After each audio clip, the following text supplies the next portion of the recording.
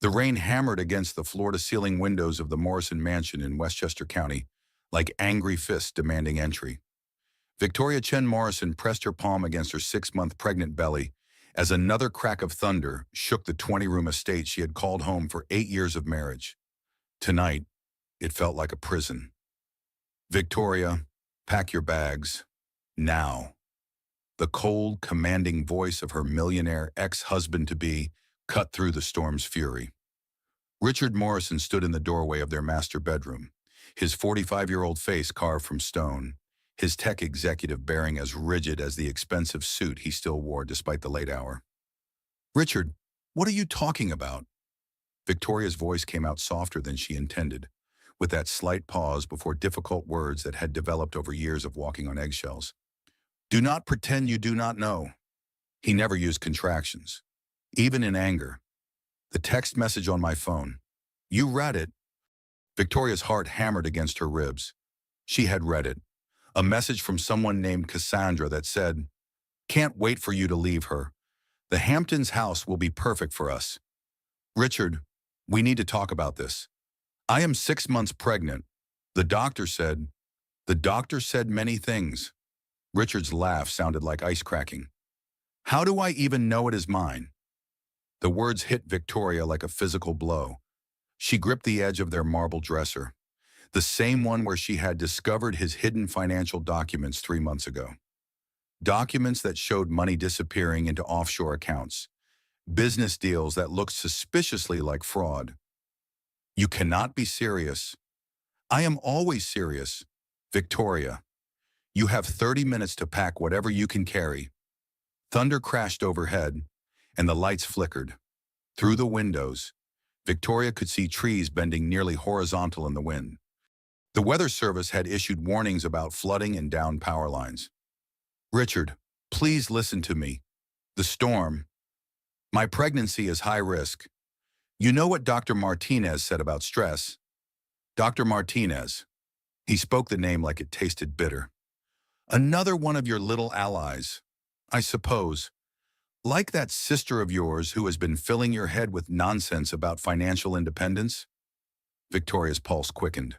He knew about Sarah's visits, about the conversations they had been having. Her sister, a successful tech entrepreneur, had been helping Victoria understand the maze of their finances, teaching her about assets and legal rights she never knew she had. "Sarah is trying to help me understand our situation." "Our situation?"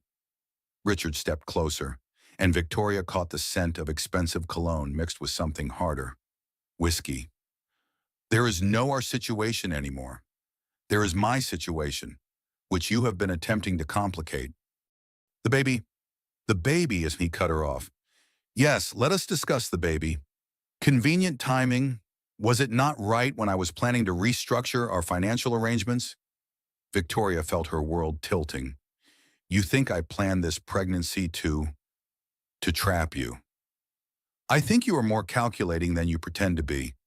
Just like when you threatened to tell my business partners about those documents you should never have seen." There it was, the real reason for his rage. Victoria had confronted him 2 weeks ago about the irregularities she had discovered, the missing funds, the suspicious transactions.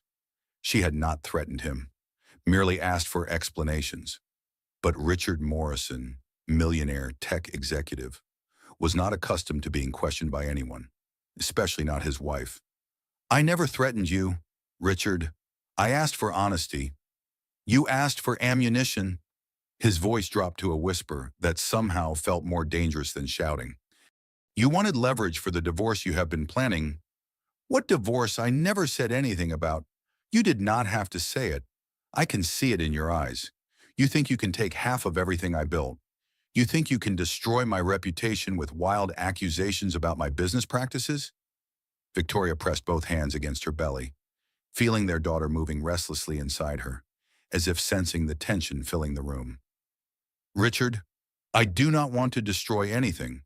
I want to understand what happened to us. What happened is that you became greedy." He turned toward their walk-in closet and pulled out a leather suitcase, throwing it onto their king-sized bed. "What happened is that you forgot your place. My place. The words came out sharper than Victoria intended. You were nobody when I met you, a graduate student drowning in debt. I gave you this life, this house, everything you have, and now you want to bite the hand that fed you. Victoria watched him yank her clothes from hangers, tossing them carelessly into the suitcase. Each garment felt like a piece of her life being discarded. Designer dresses she had worn to his company events, always smiling, always supporting his ambitions while her own dreams gathered dust. I gave up my career for you, she said quietly. You gave up a career that was going nowhere, teaching literature to bored college students. I saved you from a life of mediocrity. I love teaching. You love the idea of teaching, just like you love the idea of being a victim now.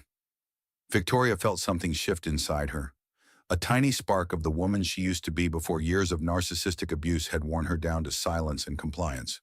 I am not playing victim, Richard. I am asking my husband to explain why our financial records look like a shell game. His hand stilled on the suitcase. When he turned to face her, his expression had gone completely cold. You want to know about finances, here is what you need to know. The prenuptial agreement you signed gives you nothing in case of adultery or abandonment, and I have evidence of both. Evidence of what I have never been unfaithful, and I am not abandoning anything. The pregnancy? His smile was sharp as broken glass. Genetic testing will prove it is not mine, and your sudden interest in our finances proves you were planning to leave with my money. Victoria felt the room spinning. You want genetic testing?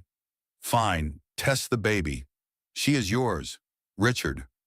How can you even doubt that she? His eyebrows rose.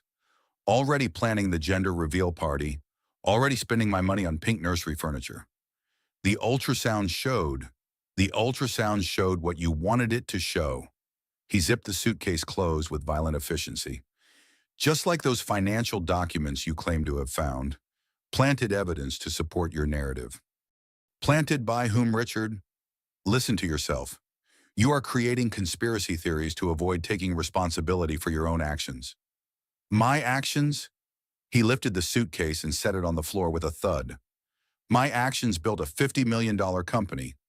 My actions purchased this house, paid for your clothes, your car, your comfortable life. What actions of yours am I supposed to take responsibility for? Another flash of lightning illuminated the room, followed immediately by thunder. The storm was directly overhead now, and Victoria could hear Elena Rodriguez, their housekeeper, moving around downstairs, probably closing windows and checking for leaks. Elena, the one person in this house who treated Victoria like a human being instead of an accessory to Richard's success. Elena, who brought her tea during morning sickness and asked about the baby with genuine warmth. Elena, who had been working for Richard for 12 years and had seen how his treatment of Victoria had changed over time. You have 15 minutes left, Richard said, checking his expensive watch. I suggest you use them wisely. Where am I supposed to go, Richard? It is after midnight, and there is a severe storm warning.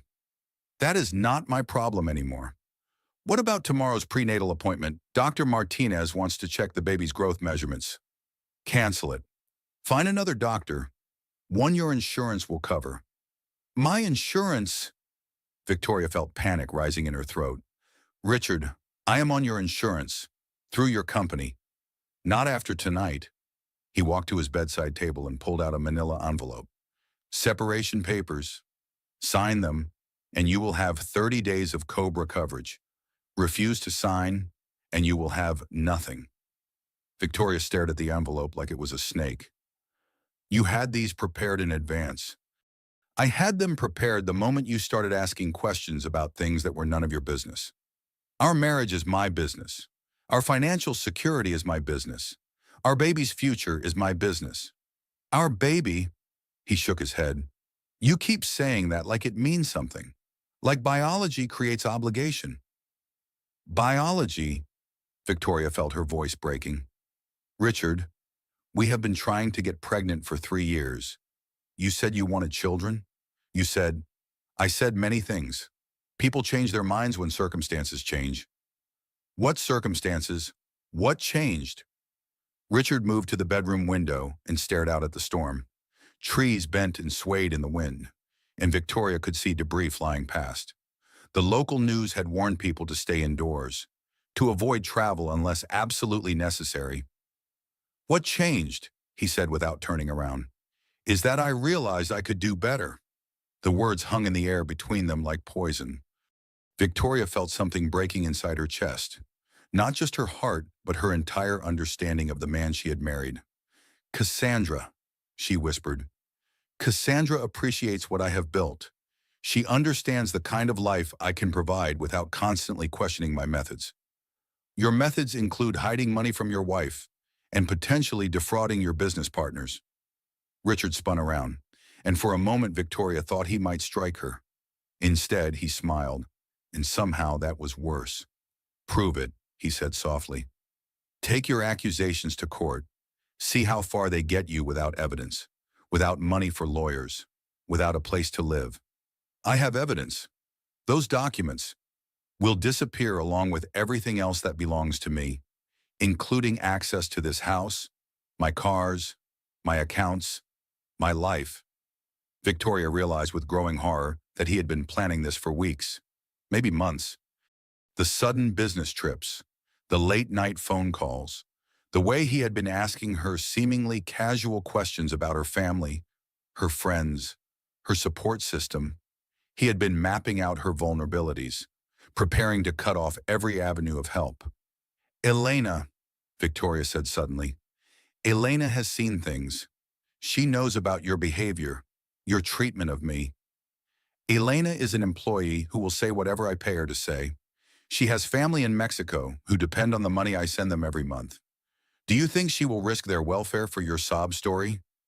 Another thunderclap shook the house, and the lights flickered again before going out completely.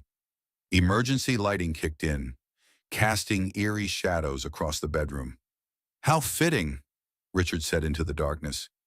"Even the power company is on my side tonight." Victoria felt her way to the bed and sat down heavily, her hands instinctively protecting her belly. "Richard, please, I am begging you. Let me stay until morning. Let me call my sister. Your sister who has been poisoning you against me. Your sister who thinks she can teach you to be independent." He laughed. "Call her if you want, but you will do it from somewhere else." Victoria heard footsteps in the hallway, and then Elena's voice, soft and worried. "Senor Morrison, Senora Victoria, the power, it is out everywhere. Very dangerous to drive tonight."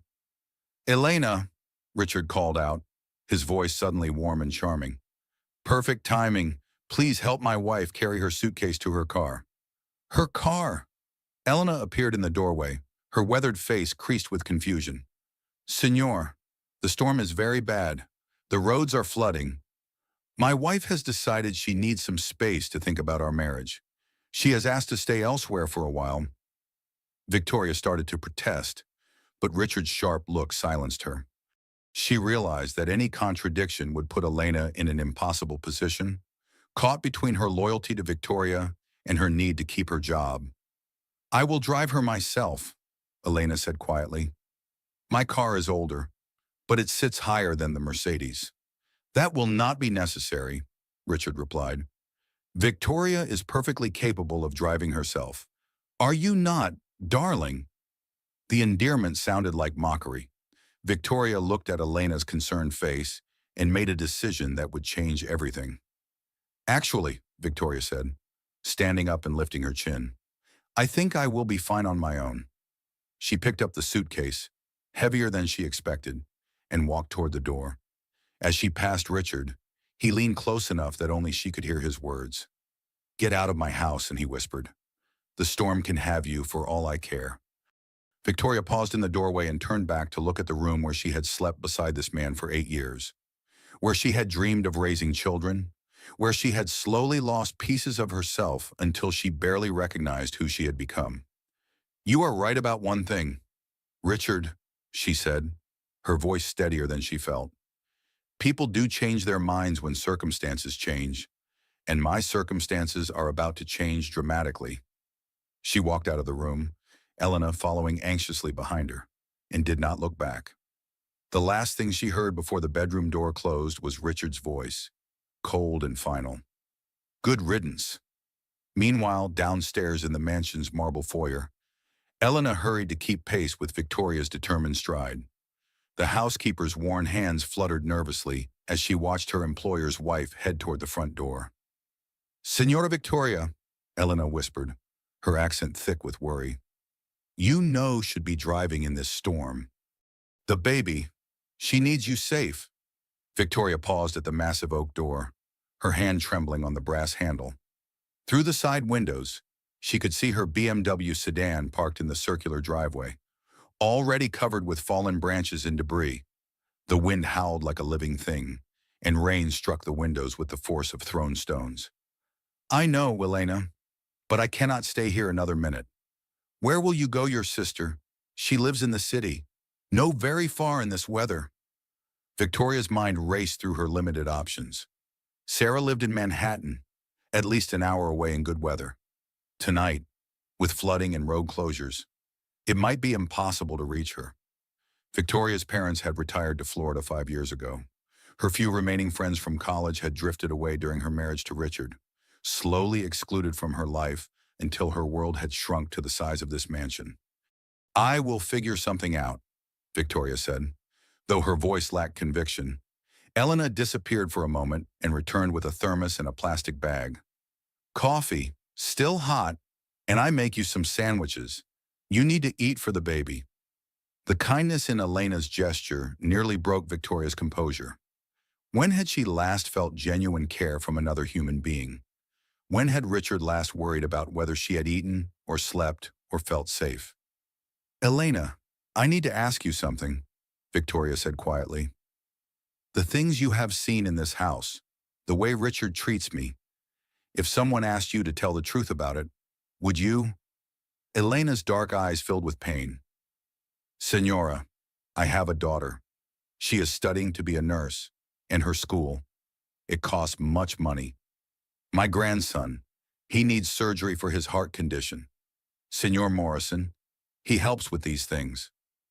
Victoria understood. Elena was trapped just as surely as she had been, dependent on Richard's generosity for her family's survival. But there was something else in the housekeeper's expression, a flicker of resolve that gave Victoria hope.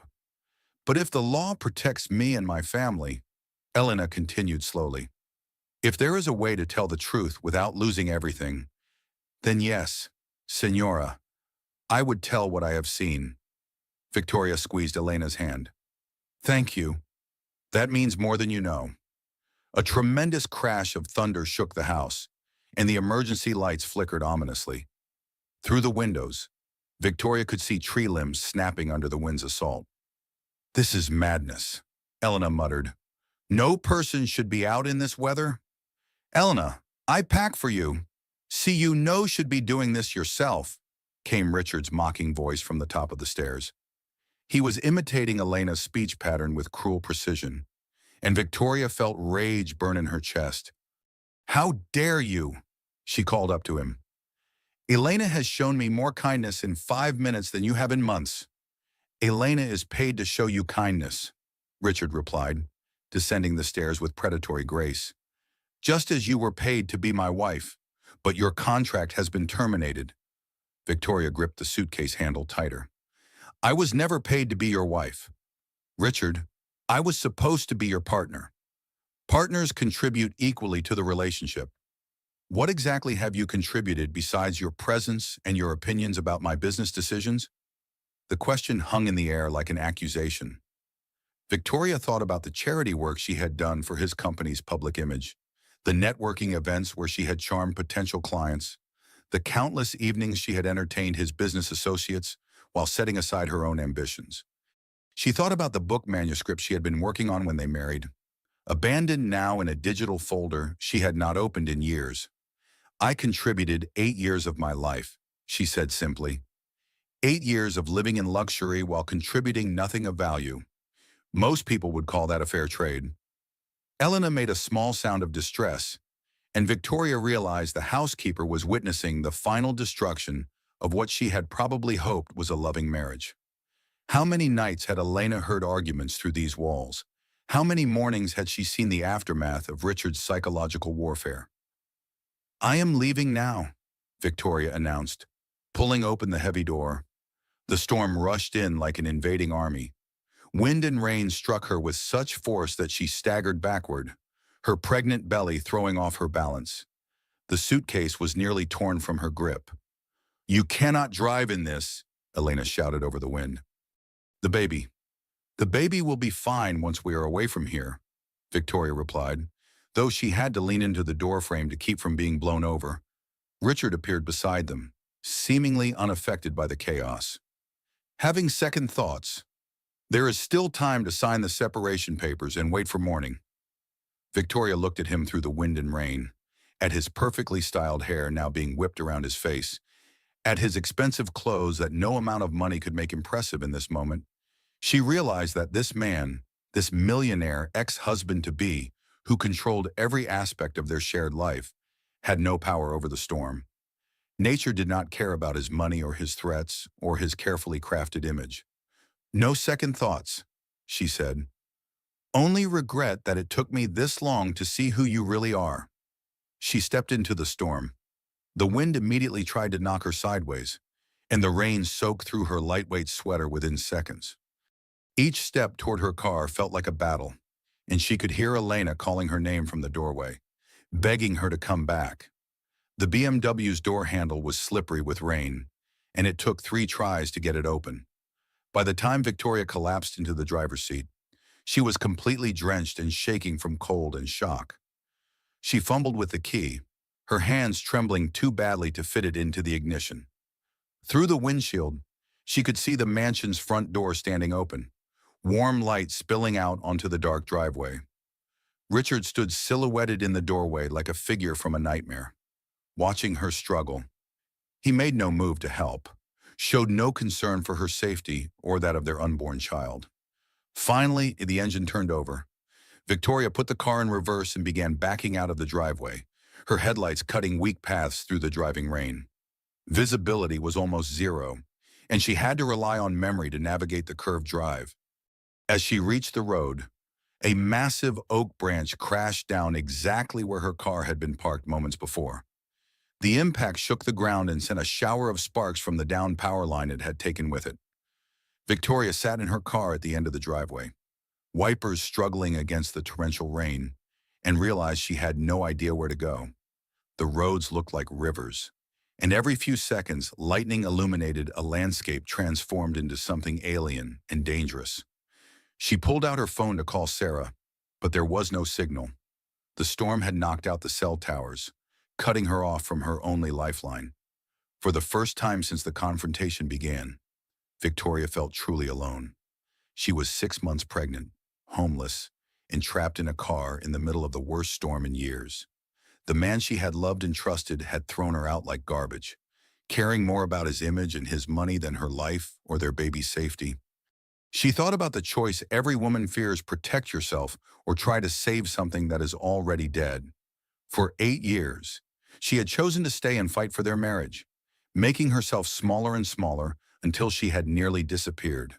Tonight, by choosing to leave, she was choosing to fight for something else entirely: her daughter, her own life, her future.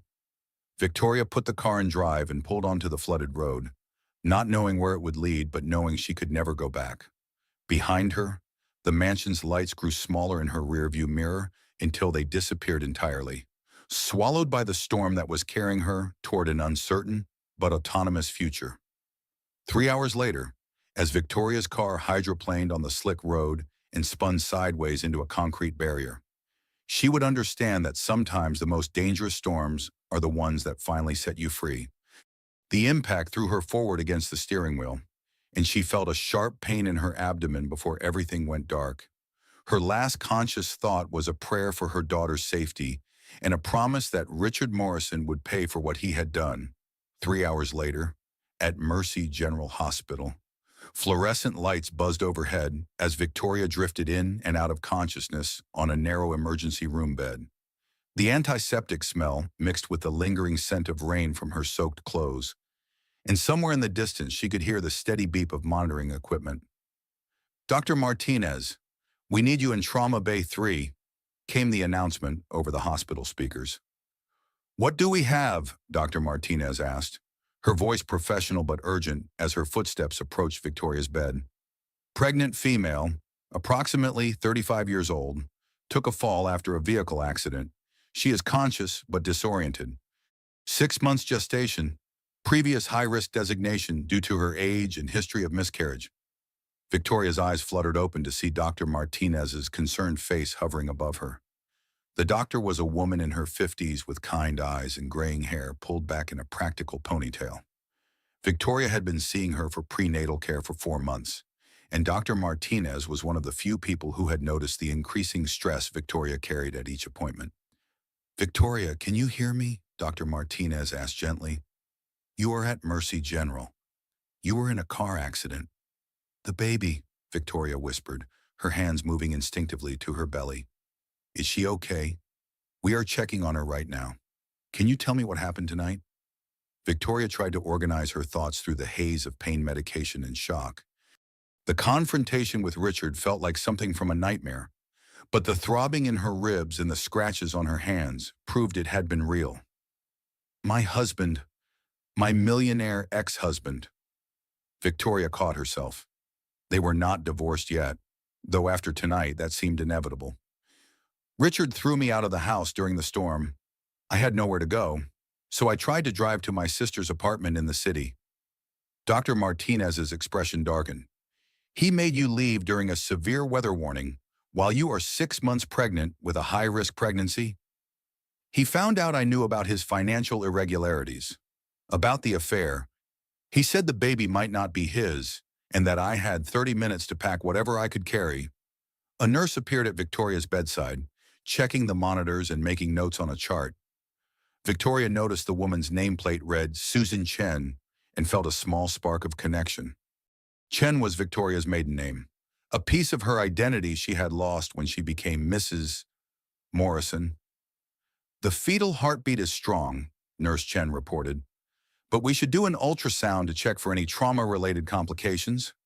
"Agreed," Dr. Martinez said. "Victoria, I need to examine you for injuries, and then we will make sure your daughter is healthy." As Dr. Martinez worked, Victoria found herself telling the story of the evening in fragmented pieces. The text message from Cassandra, Richard's accusation that the pregnancy was planned to trap him financially, the separation papers he had already prepared, his refusal to let her stay until morning, despite the dangerous weather conditions. "Has your husband been physically abusive before tonight?" Dr. Martinez asked carefully. "Not physically, but..." Victoria struggled to find words for the psychological warfare that had defined the last years of her marriage. "He controls everything. Money, social contacts, my access to information about our finances. He makes me feel like I am crazy for questioning things that seem wrong. That is called financial abuse and emotional manipulation," Dr. Martinez said bluntly. "And forcing you to leave your home during a dangerous storm while pregnant could be considered criminal endangerment." Victoria felt a shock of recognition. She had begun to think of Richard's behavior as normal, the price of being married to a successful man with strong opinions. Hearing Dr. Martinez name it as abuse felt like being handed a key to a door she had not realized was locked. "Dr. Martinez," Victoria said slowly, "if someone wanted to build a legal case about endangerment and financial abuse, what kind of evidence would they need?" Medical records documenting stress-related complications during pregnancy would be a start. Witness testimony about controlling behavior. Financial documents showing hidden assets or restricted access to marital funds. Dr. Martinez paused in her examination. "Victoria, are you considering taking legal action?" Before Victoria could answer, commotion erupted in the hallway outside her room. She heard a familiar voice, loud and authoritative, demanding information about his wife's condition. "That is Richard," Victoria whispered, panic rising in her throat. Dr. Martinez straightened up, her professional demeanor shifting into something more protective. "You do not have to see him if you do not want to. Patient privacy laws allow you to refuse visitors. He will make a scene. He hates being told no, especially by women he thinks are beneath him. Then he is about to learn about hospital security procedures," Dr. Martinez said grimly. The curtain around Victoria's bed was suddenly yanked aside, and Richard Morrison strode in wearing a tailored coat over his expensive suit. Despite the late hour and the storm, he looked perfectly composed, every hair in place, projecting the confidence of a man accustomed to getting his way. "Victoria," he said, his voice carrying that tone of manufactured concern he used in front of other people. "Thank God you are safe. I have been worried sick since you left." Dr. Martinez stepped between Richard and Victoria's bed. "Mr. Morrison, visiting hours ended at 9 p.m. Additionally, this patient has requested—" "This patient is my wife," Richard interrupted, his charm already beginning to fray. "I have every right to see her." "Actually, you do not," Dr. Martinez replied calmly. "Patient privacy laws supersede marital relationships. Your wife has requested no visitors." Victoria watched Richard's face cycle through emotions, surprise, anger, and then a calculating coldness she knew well. This was the expression he wore when someone had underestimated his ability to control a situation. "Dr. Martinez, is it—" Richard read her nameplate and smiled. "I think there has been a misunderstanding. My wife is not thinking clearly right now. She has been under tremendous stress due to some marital difficulties we have been working through. I am sure she did not mean to exclude me from her medical care." "Mr. Morrison," Dr. Martinez said, her voice gaining steel, "your wife is conscious, competent, and capable of making her own decisions about her medical care. She has clearly stated that she does not wish to see you tonight." "Victoria," Richard said, speaking past Dr. Martinez as if she were invisible, "tell the doctor this is all a misunderstanding. Tell her you want me here to support you through this difficult time." Victoria felt the familiar pressure to smooth things over, to avoid conflict, to protect Richard's image even when he was hurting her. For 8 years, she had been trained to prioritize his comfort over her own needs. But lying in this hospital bed, connected to monitors tracking her daughter's heartbeat, she found herself thinking about different priorities. "Richard," she said quietly, "I want you to leave." His mask of concern slipped completely. "You are making a mistake, Victoria. You are emotional and not thinking clearly about the consequences of your actions. The only mistake I made was trusting you to care about my safety and our baby's well-being." "Our baby," Richard's voice took on that mocking tone Victoria knew too well. "I thought we had established that paternity was questionable." Dr. Martinez's eyebrows rose. "Mr. Morrison, are you seriously questioning the paternity of your wife's pregnancy while she is recovering from an accident you may have contributed to?" "I did not contribute to anything," Richard snapped. "My wife chose to leave our home against my advice. Her poor judgment led to this situation." "Your advice," Victoria found her voice growing stronger. "You threw me out in a storm after calling our daughter a bastard and threatening to cut off my health insurance." "I never used that word. You said you did not know if she was yours. You demanded genetic testing. You called me calculating and greedy for asking questions about our finances." Victoria sat up straighter in the hospital bed, ignoring the pain in her ribs. "Richard, there are witnesses to everything you said tonight." For the first time, uncertainty flickered across Richard's face. "What witnesses?" "Elena heard everything. She saw you force me to pack in 30 minutes. She watched you make me leave in dangerous weather while knowing I am high risk. Elena is an employee who will say whatever. Elena is a human being who has watched you emotionally abuse your pregnant wife for months," Dr. Martinez interrupted. "And if she is willing to testify about what she witnessed, that testimony could be very valuable in court." Richard's composure finally cracked. "Court Victoria, what exactly do you think you are going to accomplish here? You signed a prenuptial agreement. You have no independent income, no assets in your own name, no legal standing to challenge anything I have done. I have something better than money.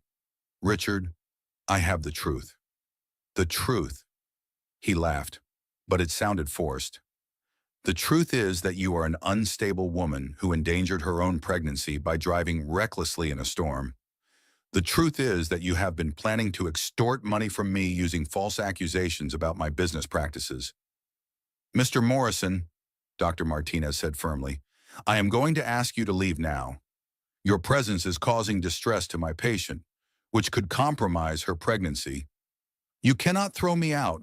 I am her husband. I can and I will. Hospital security is already on their way. As if summoned by her words, two security officers appeared in the doorway. Richard looked from them to Dr. Martinez to Victoria, calculating his options like the businessman he was. This is not over, Victoria, he said quietly. You are making enemies you cannot afford to make. No, Richard, I am finally standing up to the enemy I could not afford to keep. He turned and walked out without another word, his expensive shoes clicking against the hospital floor. Victoria watched him go and felt something she had not experienced in years, relief at his absence instead of anxiety about his return. How are you feeling? Dr. Martinez asked once Richard was gone. Scared, Victoria admitted, but also free. Is that strange? Not at all. Many women describe leaving abusive relationships as terrifying and liberating at the same time. Dr. Martinez checked the fetal monitor again. Your daughter's heartbeat is still strong. I think she is as ready to be free from that toxic environment as you are. Victoria placed her hands on her belly and felt her daughter moving. I am going to protect you, she whispered. Whatever it takes, I am going to make sure you grow up knowing your worth. As if in response, her daughter kicked firmly against Victoria's ribs, and for the first time in hours, Victoria smiled. The next morning, as Victoria woke to the sound of breakfast carts rolling down hospital corridors, sunlight streamed through her room's window like a promise that the storm had passed. Her body ached from the accident, but her mind felt clearer than it had in months. Someone had brought her a change of clothes, soft cotton pajamas that smelled like Elena's gentle detergent. A knock on the door interrupted her thoughts, and a woman with short black hair and designer glasses peered in. Victoria recognized her immediately despite the years that had passed since their last face-to-face conversation. Sarah, Victoria breathed. Victoria. Sarah Chen burst into the room with the energy of a woman accustomed to solving problems quickly. At 38, Victoria's sister had built a successful tech startup from nothing, and her confidence filled the space like warm light. Holy shit, Victoria.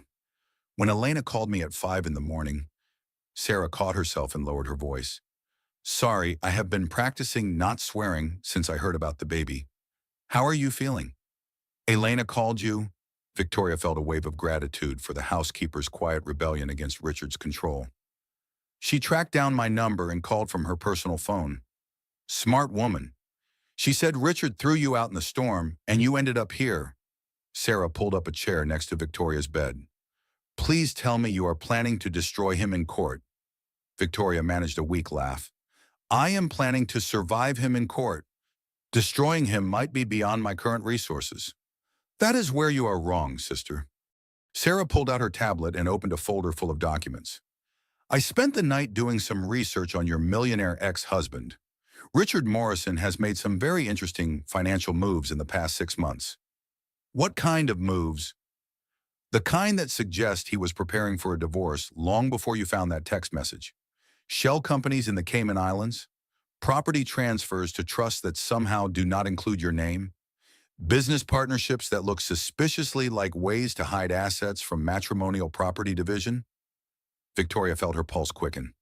You found evidence of financial fraud. I found evidence of financial planning that assumes his wife would never think to look at the bigger picture. Richard has been moving money around like a man who expects to lose half his assets in a divorce settlement. Sarah's eyes gleamed with the satisfaction of someone who enjoyed solving complex puzzles. The problem is, he did not expect his wife to have a sister who specializes in financial technology and forensic accounting. Another knock interrupted them, and a woman in her 60s entered with the bearing of someone accustomed to commanding respect in courtrooms. Margaret Williams wore a conservative navy suit and carried herself with the authority of 30 years practicing family law. Victoria, I presume I am Margaret Williams. Elena gave me your sister's contact information, and Sarah asked me to consult on your situation. Margaret's voice carried the measured cadence of a woman who chose her words carefully, but there was warmth underneath the professional exterior. Victoria could immediately see why Sarah had chosen this particular attorney. Margaret has handled some of the most complex financial abuse cases in the state, Sarah explained, including several involving tech executives who thought they were too smart to get caught hiding assets. Margaret sat down and opened a leather portfolio. Victoria, I need you to tell me everything that happened last night, but first I want you to understand something important.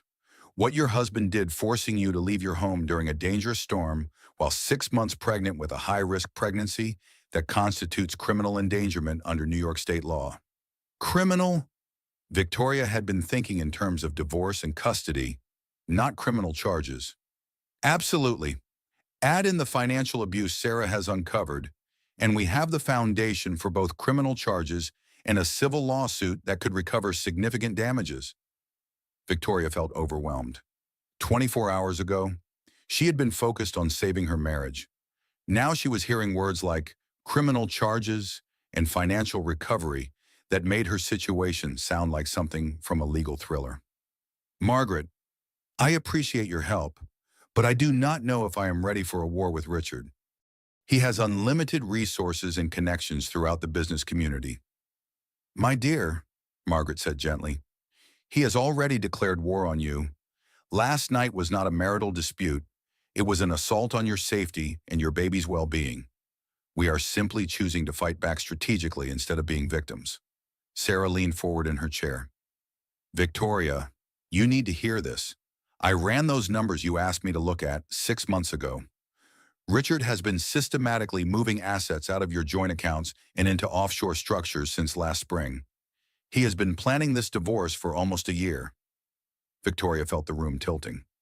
A year, but we were trying to get pregnant. He said he wanted children. He wanted you pregnant and dependent while he prepared to leave you with nothing, Margaret said bluntly. It is a classic pattern in financially abusive relationships. Create maximum dependency, then exploit it for maximum control. What do you mean? Sarah pulled up a document on her tablet. Look at this. Richard increased your life insurance policy to $5 million in April. He also set up a new business partnership that would allow him to claim most of his assets are tied up in ongoing ventures that cannot be liquidated for divorce settlements. Victoria stared at the screen, trying to process what her sister was telling her. He increased my life insurance, while decreasing his own coverage and moving liquid assets offshore, Margaret added. From a legal perspective, it looks like he was preparing for scenarios that did not include you surviving long enough to claim matrimonial property. The implications hit Victoria like cold water. You think he was planning to have me killed? I think he was planning for possibilities that would solve his financial problems permanently, Margaret said carefully. What happened last night forcing you out in dangerous weather while pregnant could be seen as testing whether fate would solve his problems for him. Victoria pressed her hands against her belly, feeling her daughter's movements. The idea that Richard might have been hoping for her death, or at least not caring if she died, was almost too horrific to process. How could I have been so blind? She whispered. You were not blind, Sarah said firmly. You were being systematically deceived by someone who specializes in narcissistic abuse and financial manipulation. That is not a character flaw on your part. That is a crime being committed against you. Margaret nodded. Victoria, women in your situation often blame themselves for not seeing the signs earlier. But psychological abuse is designed to undermine your ability to trust your own perceptions. The fact that you started asking questions about the finances shows your instincts were working perfectly. What happens now? Victoria asked. Now we build a case, Margaret replied. We document the endangerment from last night. We analyze the financial evidence Sarah has uncovered. We interview Elena about what she witnessed. And we make sure Richard Morrison learns that there are consequences for treating pregnant women like disposable property. Victoria felt a mixture of fear and determination rising in her chest. What kind of consequences? Financial recovery for the hidden assets, punitive damages for the endangerment, criminal charges if the evidence supports them, and most importantly, a custody arrangement that protects your daughter from growing up around a man who sees women as objects to be controlled? Sarah grinned. Plus, we are going to make sure every business publication in the country knows exactly what kind of man Richard Morrison really is. Corporate boards do not like executives who make headlines for abusing pregnant wives. Is that legal? Absolutely, Margaret said. Truth is an absolute defense against defamation claims. If we can prove Richard committed financial abuse and criminal endangerment, publicizing those facts is not just legal, it is a public service. Victoria thought about the years she had spent protecting Richard's reputation, smiling at company events while her own dreams withered away. She thought about the isolation, the constant questioning of her own judgment, the way she had been trained to prioritize his image over her own well-being. How long will this process take? She asked. That depends on how much evidence we can gather and whether Richard wants to fight or settle, Margaret replied. But Victoria, I want you to understand something. We are not just fighting for money or revenge. We are fighting to establish that men like Richard cannot destroy women's lives without consequences. Even millionaire ex-husbands, especially millionaire ex-husbands, Sarah said. They are used to buying their way out of problems. Time to show Richard Morrison that some problems cannot be solved with money. Victoria looked from her sister to Margaret, feeling something she had not experienced in years, hope backed by genuine support. For the first time since her marriage began, she was not facing Richard's power alone. Okay, she said quietly. Let us make him pay for what he did. Margaret smiled, and Victoria caught a glimpse of the courtroom warrior beneath the grandmother's exterior. My dear, when we are finished with Richard Morrison, he will wish he had simply chosen to be a decent human being. That would have been much cheaper for him, Sarah added with a grin that reminded Victoria of their childhood conspiracy against unfair adults. Outside the hospital window, the storm clouds had completely cleared, leaving behind the kind of crisp blue sky that promised new beginnings. Victoria placed her hands on her belly and felt her daughter responding to the change in her emotional state. You hear that? Little one, she whispered. We are going to be just fine. Across town, in Margaret Williams' law office overlooking Central Park, Victoria sat in a leather chair that had probably witnessed hundreds of similar conversations about marriages that had become battlegrounds. 2 weeks had passed since the storm, and the bruises from her accident had faded. But the clarity about her situation had only grown stronger. The financial evidence is even more damning than we initially thought, Margaret said, spreading documents across her mahogany desk. Richard has been conducting what amounts to a systematic looting of your marital assets. Sarah looked up from her laptop, where she had been analyzing bank records with the intensity of a detective solving a murder case. Look at this timeline. Every major asset transfer coincides with one of your prenatal appointments. He was literally moving money while you were at the doctor discussing your high-risk pregnancy. Victoria studied the documents, seeing her marriage's destruction laid out in spreadsheets and bank statements. He knew exactly when I would be out of the house and unable to monitor our accounts. It gets worse, Margaret continued. We found evidence that Richard has been recording your phone conversations with me and Sarah. The technical equipment was installed in your home phone system 6 months ago. He was spying on me. Victoria felt violation wash over her like cold water. Recording my private conversations. Illegally recording them, Margaret clarified, which makes those recordings inadmissible in court and gives us grounds for additional criminal charges related to invasion of privacy. Sarah shook her head in disgust. This is not a divorce, Victoria. This is a calculated campaign of psychological warfare designed to drive you out of the marriage with nothing. But why, Victoria asked, if he wanted to leave me, why not just ask for a divorce? Why go through all this elaborate deception? Margaret leaned back in her chair, her expression grim. Because a straightforward divorce would have cost him $25 million in asset division. This way, he planned to keep everything while making you look like an unstable gold digger who abandoned the marriage. The perfect crime, Sarah added bitterly. Except he did not count on his wife having a sister who understands financial systems better than he does. Victoria thought about the months of self-doubt Richard had cultivated, making her question her memory, her perceptions, her right to ask questions about their shared life. How long has he been planning this? Based on the financial evidence, at least 18 months. Margaret replied. The pregnancy was not part of his original plan. When you got pregnant, he had to adjust his strategy. Adjust it how? Sarah pulled up another document on her laptop.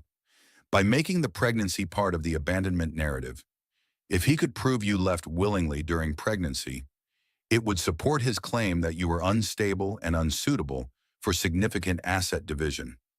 Victoria felt her daughter moving and placed her hands protectively over her belly. So throwing me out in the storm was not just cruelty, it was strategy. Exactly. If you had been seriously injured or, Margaret paused, choosing her words carefully. If the outcome had been worse, Richard would have been the grieving widower with no financial obligations and a tragic story that protected his reputation. The implications settled over Victoria like a shroud. Her husband had not just stopped loving her, he had been actively hoping for her destruction. What about Elena? Victoria asked. Is she willing to testify about what she witnessed?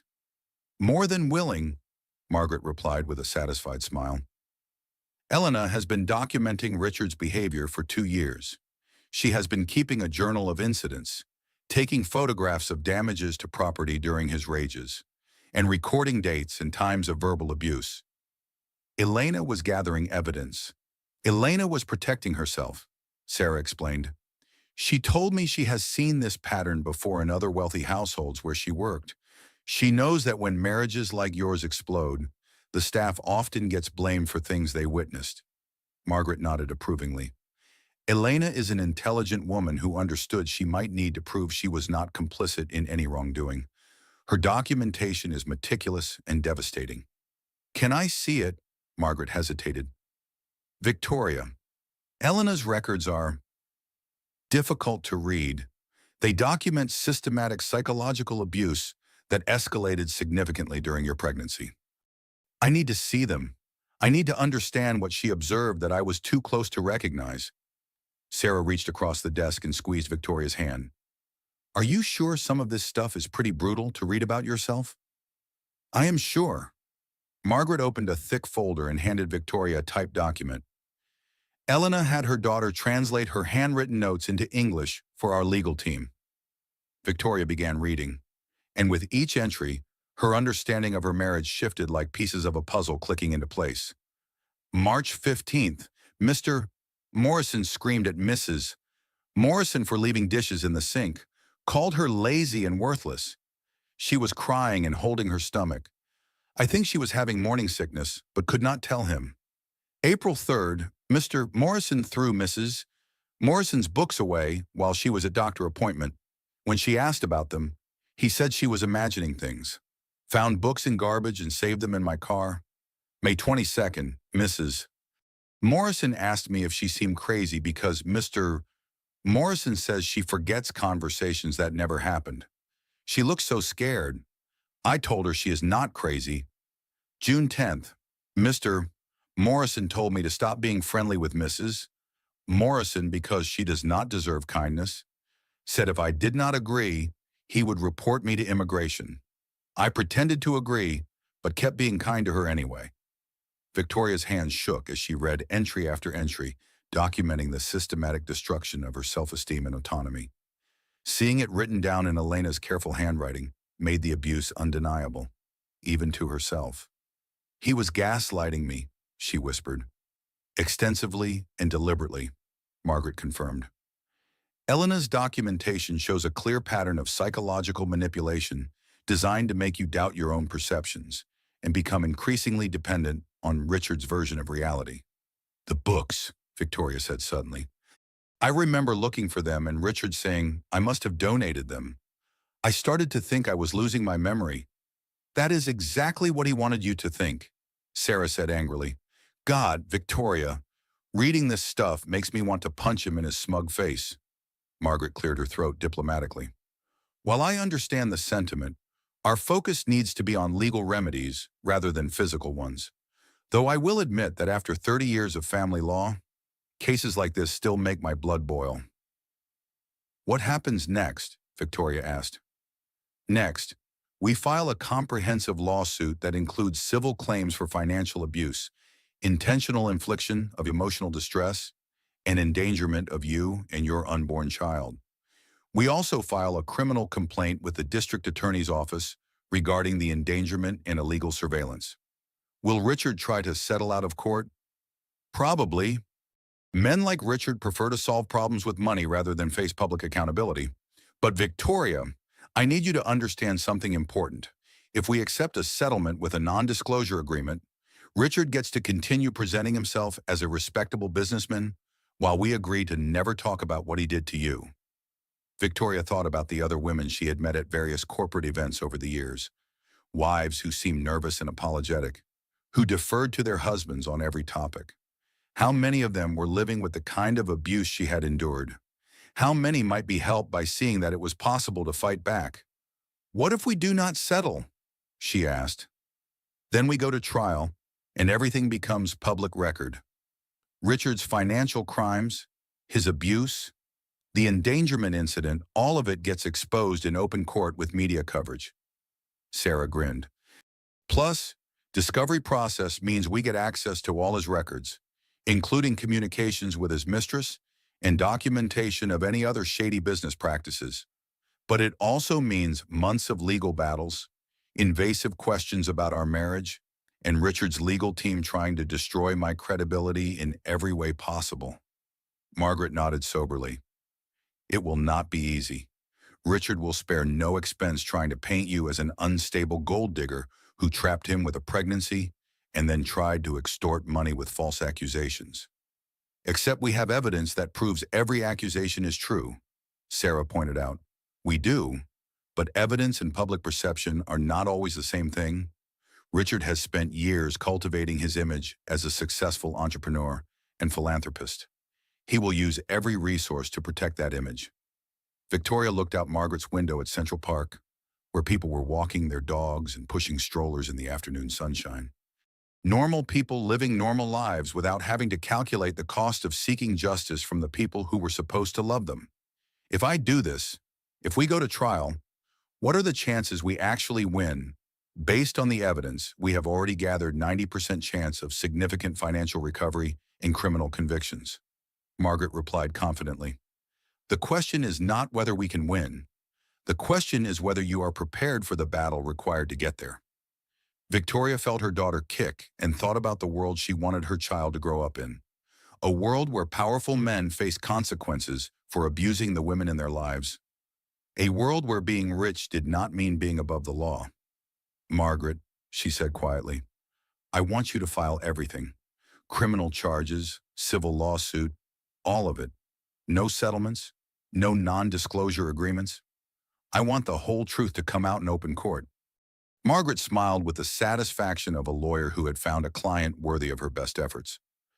Victoria, when we are finished with Richard Morrison, he will be a case study in business schools about how narcissistic abuse and financial crimes can destroy even the most successful careers. Good, Victoria replied. Maybe that will save the next woman from going through what I did. Sarah closed her laptop with a snap. Let us go destroy a millionaire ex-husband. Victoria laughed for the first time in weeks. Yes, let us do exactly that. 1 week later, in a coffee shop in downtown Manhattan, Victoria sat at a corner table nursing a decaf latte and watching the lunch crowd rush past the windows. She had chosen this place for its anonymity, somewhere Richard would never think to look for her.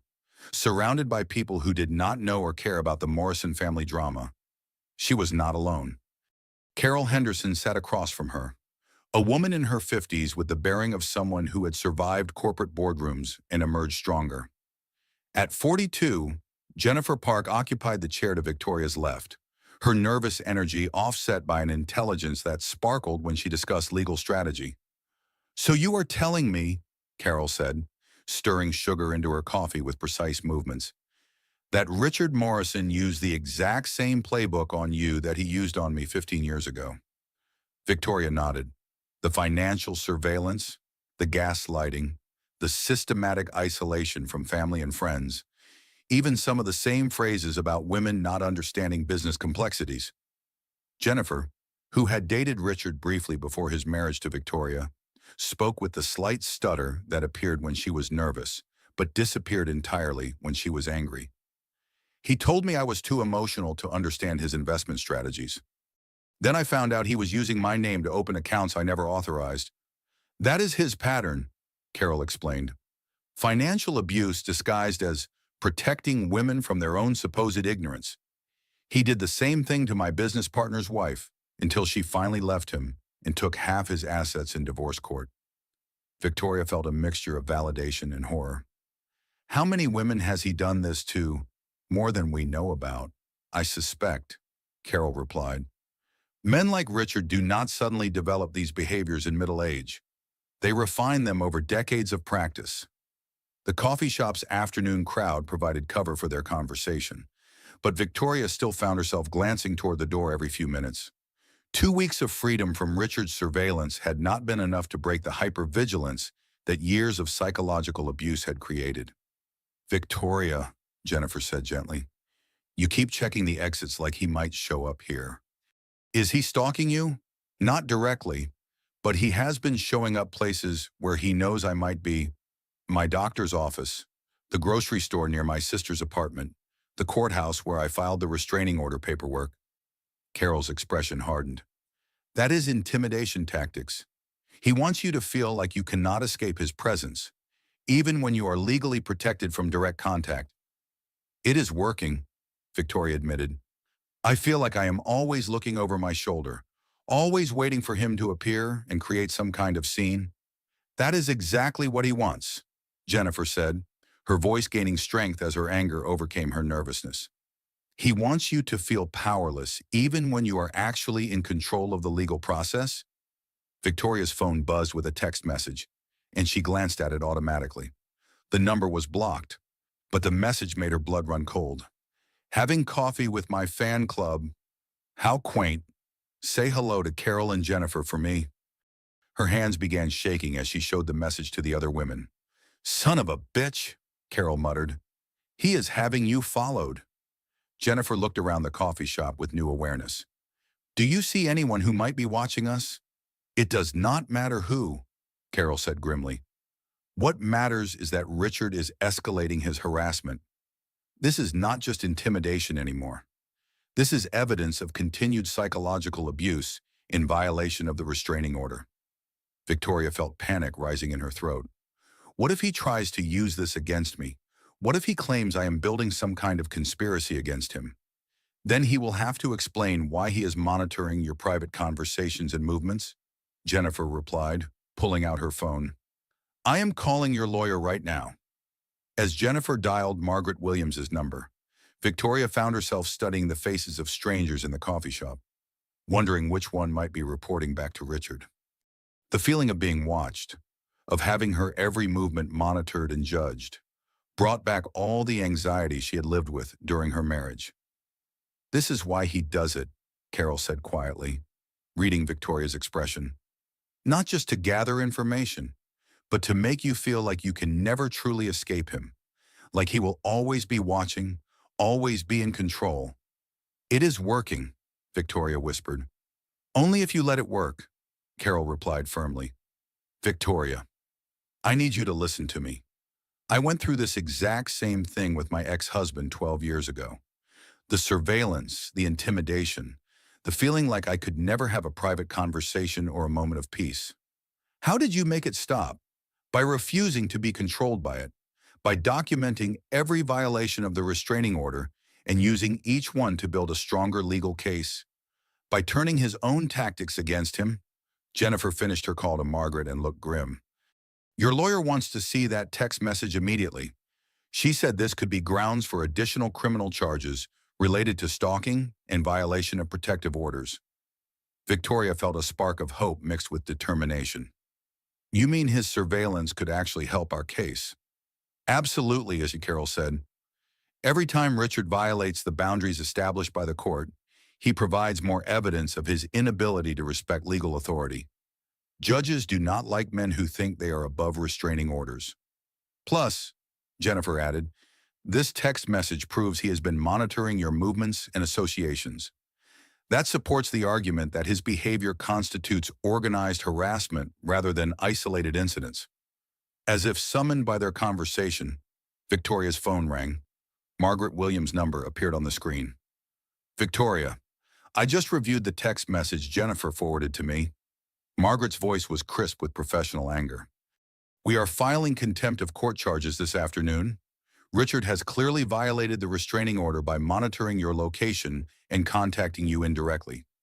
What does that mean for our case?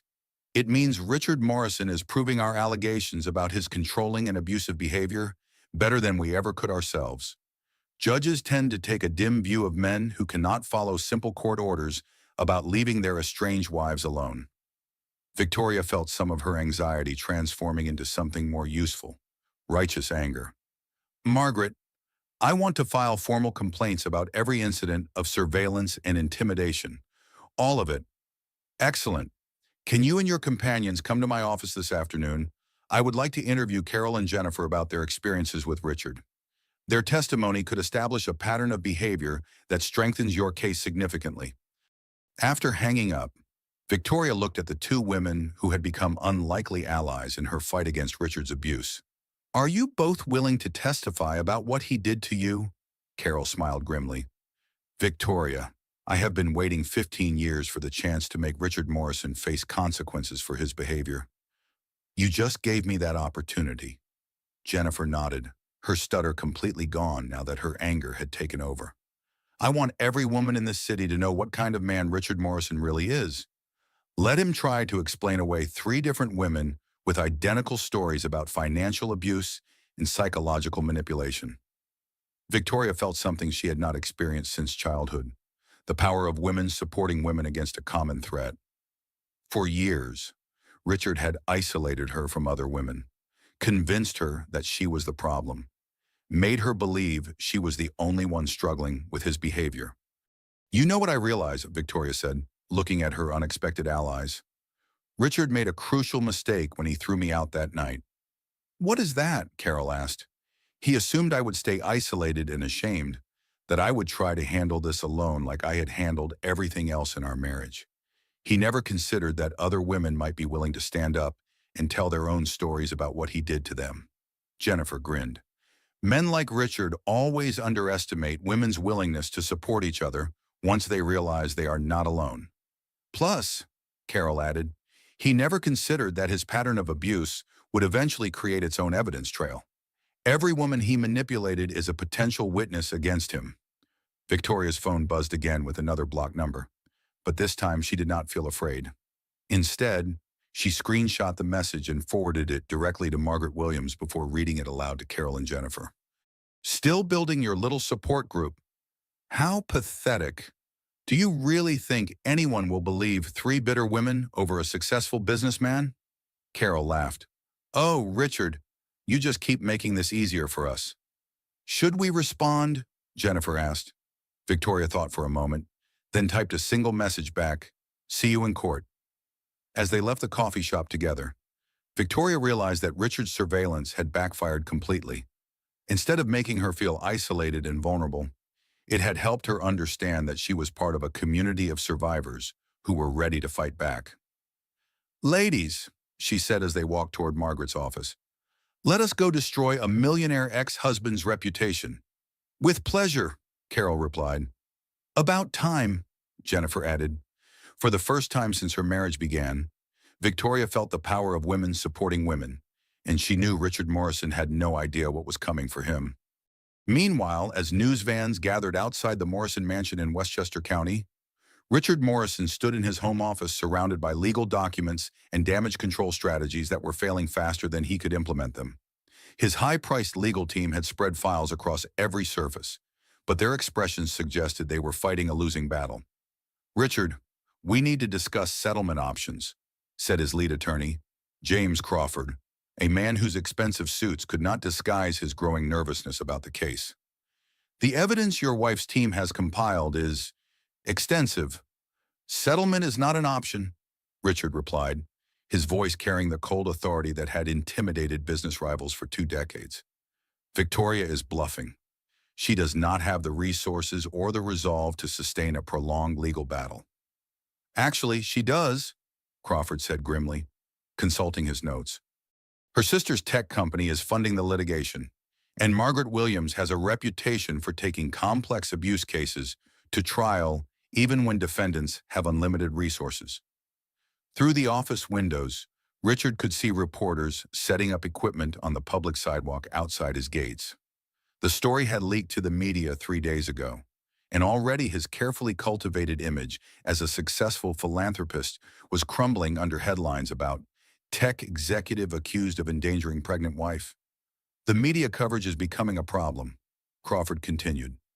Your business partners are asking questions, and the board of directors wants to schedule an emergency meeting about potential liability issues.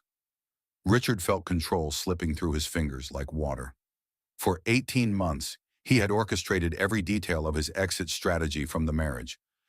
The offshore accounts, the asset transfers, the documentation of Victoria's supposed emotional instability, all of it had been designed to protect his wealth and reputation while discarding an increasingly inconvenient wife.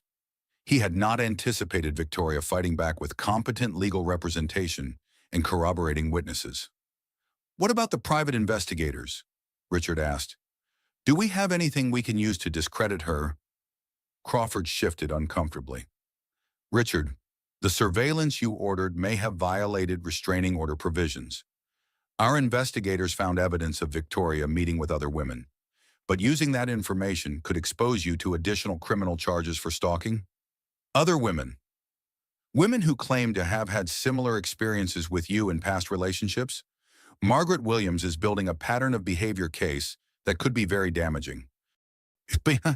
Richard felt a familiar rage building in his chest, the same fury that had driven him to throw Victoria out in the storm.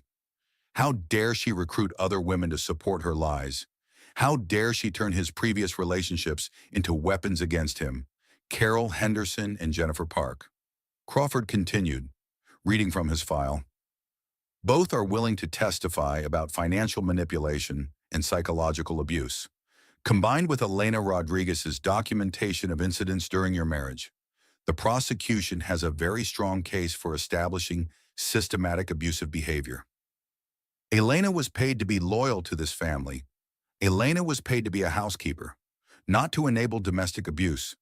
Her testimony about what she witnessed could be devastating, especially given the detailed records she kept. Richard walked to his window and stared out at the media circus developing outside his gates.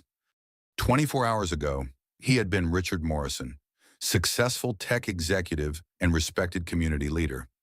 Now he was becoming a cautionary tale about powerful men who thought they could abuse women without consequences. What are our options, he asked finally. Realistically, negotiate the best possible settlement and hope Victoria's team agrees to a non-disclosure provision. If this goes to trial, you could face criminal conviction for endangerment, civil liability for financial abuse, and complete destruction of your professional reputation. Criminal conviction? Crawford nodded soberly. Forcing a pregnant woman out of her home during a dangerous storm meets the legal definition of reckless endangerment. Add in the illegal surveillance and potential financial fraud, and you could be looking at significant jail time. Richard felt his carefully constructed world collapsing around him. Everything he had built, his company, his reputation, his wealth, was suddenly at risk because his wife had refused to disappear quietly into the night. There has to be another way, he said. Richard, I have been practicing criminal defense for 25 years. I have seen cases like this before. Wealthy men who think their money makes them untouchable, who believe they can manipulate the legal system the same way they manipulate everything else in their lives. Crawford's voice carried a warning. The ones who accept responsibility early and make reasonable settlements survive with some dignity intact. The ones who fight dirty thinking they can win through intimidation and character assassination end up losing everything. Are you saying I should just give Victoria whatever she wants? I am saying you should recognize that what Victoria wants is justice, not revenge. There is a difference, and understanding that difference could save your life as you know it. Richard turned away from the window, his mind racing through alternatives. Perhaps he could convince Cassandra to provide an alibi for the night of the storm. Perhaps his business contacts could pressure Victoria's legal team through their own networks. Perhaps there was still a way to turn this situation to his advantage. What if we can prove Victoria was planning to leave the marriage anyway? What if we can show she engineered this whole situation to maximize her financial settlement? Crawford looked at him with something approaching pity. Richard, do you hear yourself? You are suggesting that your 6 months pregnant wife orchestrated her own endangerment during a severe storm in order to create grounds for a lawsuit? Do you understand how that sounds? It sounds like the truth. It sounds like the desperate theory of a man who cannot accept that his actions have consequences. Crawford closed his file and stood up. Richard, I am going to give you some advice as both your attorney and as someone who has watched too many men destroy themselves through arrogance. Apologize. Accept responsibility. Offer a fair settlement. Do it now, before this case goes to trial and takes everything you have worked for. And if I refuse, then I will continue to represent you to the best of my ability, but I will also begin preparing for the likelihood that Richard Morrison will become a case study in how not to handle domestic abuse allegations. After Crawford left, Richard sat alone in his office, surrounded by the expensive trappings of his success: original artwork, awards from business organizations, photographs of himself with politicians and celebrities. All of it suddenly felt hollow and fragile. His phone rang, and Cassandra's name appeared on the screen. Richard, darling, I saw the news reports. This is just awful publicity for your company. It is temporary, Richard said, though his voice lacked conviction. Victoria's overplaying her hand. When people see the truth about her behavior. Actually, Richard, I have been thinking about our relationship, and with all this negative attention, Cassandra's voice carried a careful distance that Richard recognized from his own conversations when he was discarding people who had become inconvenient. Cassandra, you cannot be serious. I think we should take a break until this legal situation resolves itself. I have my own reputation to consider. The line went dead, and Richard realized that even his escape route from the marriage was abandoning him. Cassandra, who had seemed so eager to share his wealth and status, was now protecting herself from association with his disgrace. He thought about Victoria, probably sitting in Margaret Williams's office, planning the next phase of their legal strategy. Victoria, who had seemed so broken and compliant just weeks ago, had somehow found the strength to fight back against everything he had put her through. For the first time since the confrontation began, Richard Morrison felt genuinely afraid, not of the legal consequences or the financial losses, but of the possibility that he had finally encountered a problem that money and intimidation could not solve. A problem named Victoria Chen Morrison, who had decided that she was worth fighting for. The next morning, outside the courthouse steps, a crowd of reporters and cameramen jostled for position as Margaret Williams led Victoria through the media gauntlet. Victoria wore a navy blue maternity dress that projected both vulnerability and strength, her 7-month pregnancy now visible proof of the endangerment charges at the heart of their case. Mrs. Morrison, how do you feel about facing your husband in court today? Shouted a reporter from Channel 7 News. Victoria paused at the courthouse entrance, flanked by Margaret and Sarah, and spoke directly into the cameras with a clarity that surprised even herself. I feel ready to tell the truth about what Richard Morrison did to me and our unborn daughter. No woman should have to endure what I endured, and no child should grow up thinking that kind of behavior is acceptable. Inside the packed courtroom, tension filled the air, like electricity before a storm. Richard sat at the defendant's table in his most expensive suit, projecting the confidence of a man accustomed to winning. But Victoria noticed the strain around his eyes and the way his hands clenched and unclenched on the table's surface. Judge Patricia Hernandez entered with the bearing of someone who had presided over too many cases involving powerful men who thought they were above the law. At 62, she had a reputation for fairness balanced with zero tolerance for domestic abuse in any form. This court is now in session, Judge Hernandez announced. We are here today to consider charges of criminal endangerment, financial abuse, and violation of protective orders against the defendant, Richard Morrison.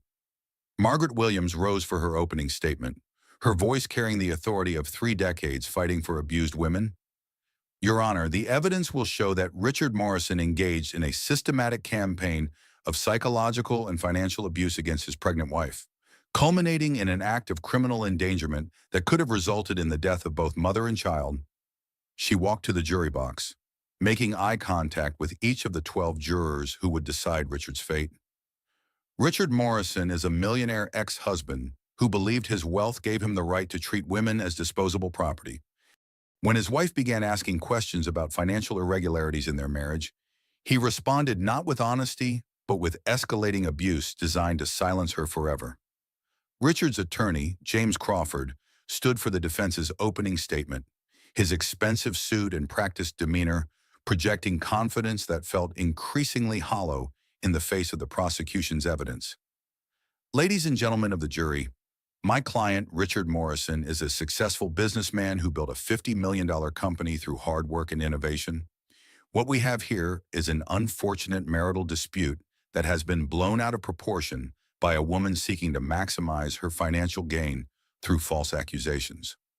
Victoria watched the jury's faces as Crawford spoke, noting their skeptical expressions when he described her pregnancy as convenient timing and her accusations as calculated manipulation.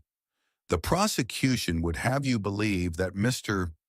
Morrison is some kind of criminal mastermind who orchestrated an elaborate scheme to harm his wife.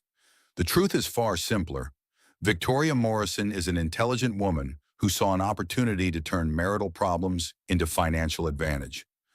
Margaret's redirect was swift and devastating. If Mrs. Morrison was truly seeking financial advantage, why did she refuse multiple settlement offers that would have made her wealthy while keeping these allegations private? If she was manipulating the situation, why did she risk her own safety and her baby's life by driving in a dangerous storm instead of staying comfortable in a mansion? The first witness called was Elena Rodriguez, who entered the courtroom wearing her best dress and carrying herself with quiet dignity. Her voice was soft but steady as she was sworn in. "Mrs. Rodriguez," Margaret began, "how long did you work for the Morrison family?" 12 years since before Senor Morrison married Victoria. During that time, did you observe Mr. Morrison's treatment of his wife?" Elena's eyes found Victoria's across the courtroom. "See, I watched him change from a man who treated her with respect to someone who made her afraid in her own home. Can you give the court specific examples?" Elena pulled out a small notebook, her hands trembling slightly.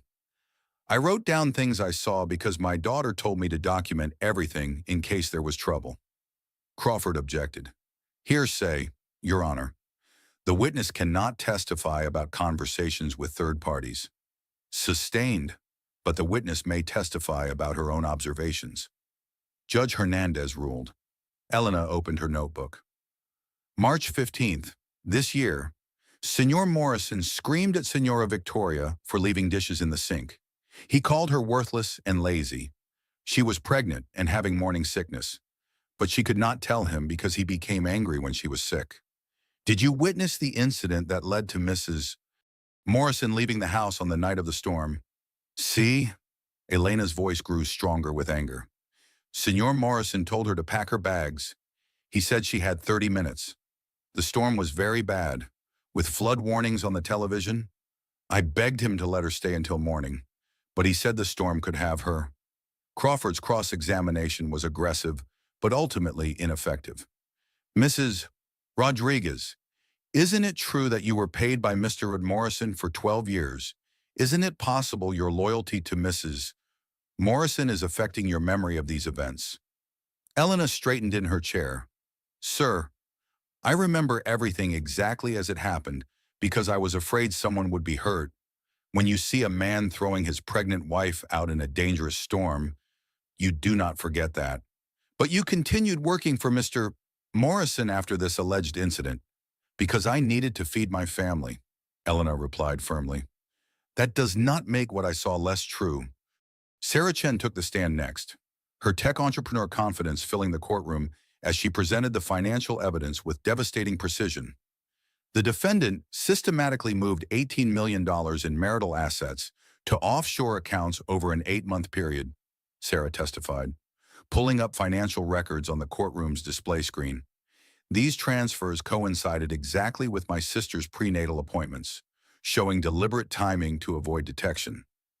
In your professional opinion, was this normal financial planning or deliberate concealment? This was financial abuse designed to impoverish my sister while she was pregnant and vulnerable. No legitimate business purpose explains this pattern of asset movement. Crawford's attempts to discredit Sarah's technical expertise fell flat when she calmly explained her credentials in forensic accounting and her company's work with federal agencies investigating financial crimes.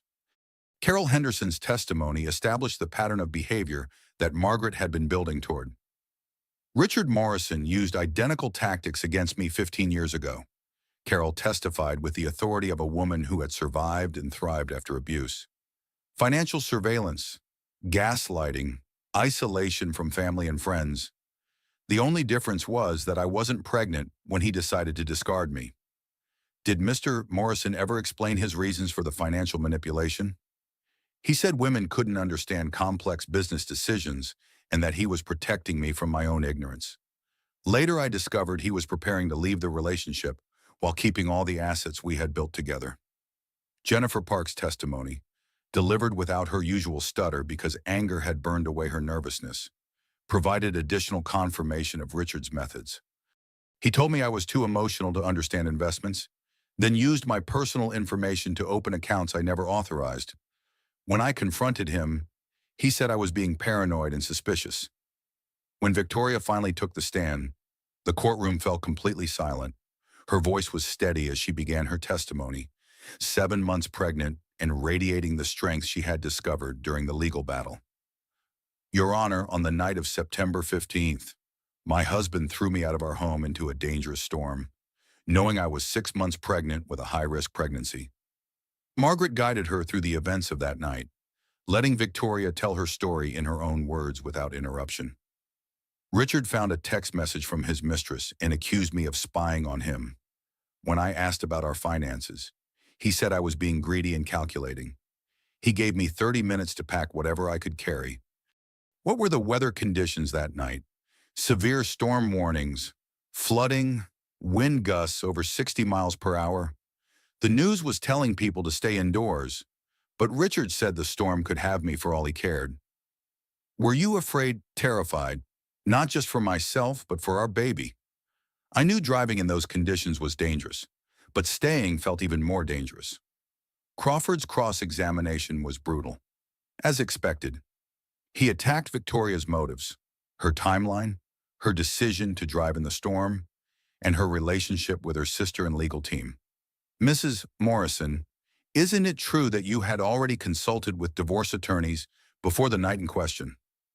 I had asked my sister about our financial situation because things didn't make sense to me. That's not the same as planning a divorce. But you were planning to leave the marriage for financial gain. Victoria looked directly at Richard as she answered. I was planning to understand why my husband was hiding money from me and treating me like an enemy instead of his wife. The most damaging moment came when Crawford tried to suggest that Victoria had engineered the confrontation for legal advantage. Isn't it convenient that you had witnesses to your husband's alleged behavior? Sir, Victoria replied with quiet strength, there is nothing convenient about being thrown out of your home while pregnant during a storm. There is nothing convenient about having your life destroyed by someone who promised to love and protect you. Crawford's final question backfired spectacularly. Mrs. Morrison, if your husband was truly as abusive as you claim, why did you stay married to him for 8 years? Victoria's answer silenced the entire courtroom. Because men like Richard Morrison are experts at making women believe that we deserve the treatment we receive.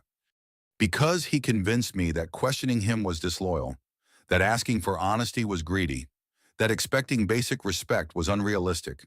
Because it took me 8 years to understand that love should never require you to make yourself smaller. Richard's testimony was a disaster from the moment he took the stand. His arrogance and sense of entitlement came through clearly as he dismissed his wife's concerns as emotional overreactions and described his financial maneuvers as protecting assets from unreasonable claims. Mr. Morrison, Margaret asked during cross-examination, do you believe you had the right to force your pregnant wife out of her home during a dangerous storm. I told Victoria she could stay if she signed the separation papers. She chose to leave.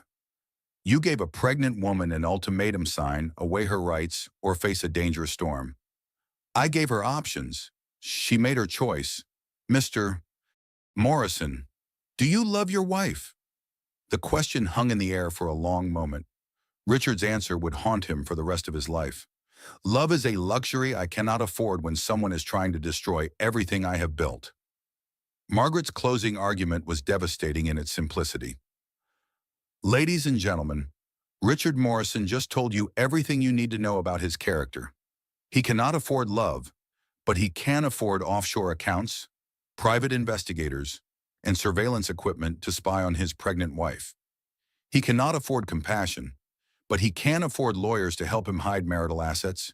He cannot afford basic human decency, but he can afford to throw a pregnant woman out in a storm because she dared to ask questions about their finances.